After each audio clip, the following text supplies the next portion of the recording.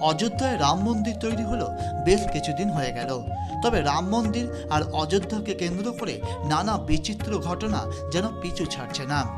অযোধ্যায় যেদিন রামলালার প্রাণ প্রতিষ্ঠা হলো, অর্থাৎ 22শে জানুয়ারি, সেই দিন অযোধ্যার কাছাকাছি বসতি এলাকার সূর্যবংশীয় ক্ষত্রিয় সম্প্রদায়ের লোক একে অপরকে পাকড়ি আর চামড়ার জুতো বিতরণ করেছেন। কিন্তু কেন? এই ক্ষত্রিয় সম্প্রদায়ের মানুষেরা বলছেন, অযোধ্যায় রাম জন্মভূমিকে কেন্দ্র করে যে সমস্যা শুরু হয়েছিল, সেই সমস্যা থেকে মুক্তি লাভের জন্য সূর্যবংশীয় ক্ষত্রিয় সম্প্রদায়ের মানুষেরা ঠাকুর গজ সিংয়ের নেতৃত্বে রামের জন্মভূমিকে মোগলদের হাত থেকে মুক্ত করার জন্য মোগলদের সাথে যুদ্ধ করেছিলেন। তবে এই যুদ্ধে মোগলদের কাছে হেরে যায় সূর্যবংশীয় ক্ষত্রিয় সম্প্রদায়ের এই মানুষেরা।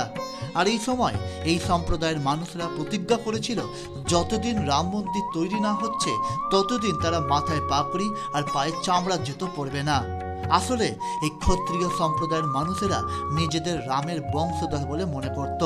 তাই 22শে জানুয়ারির মাহেন্দ্রক্ষণে যখন অযোধ্যায় বহু প্রতীক্ষিত রাম মন্দিরে রামলালার প্রাণ প্রতিষ্ঠায় মেতে উঠল গোটা অযোধ্যাবাসী, তখন এই সূর্যবংশীয় ক্ষত্রিয় সম্প্রদায়ের মানুষেরা বহু প্রতীক্ষিত স্বপ্ন পূরণ হওয়ায় তারা একে অপরকে পাকড়ি ও চামড়ার জুতো বিতরণ করেছে। Target news.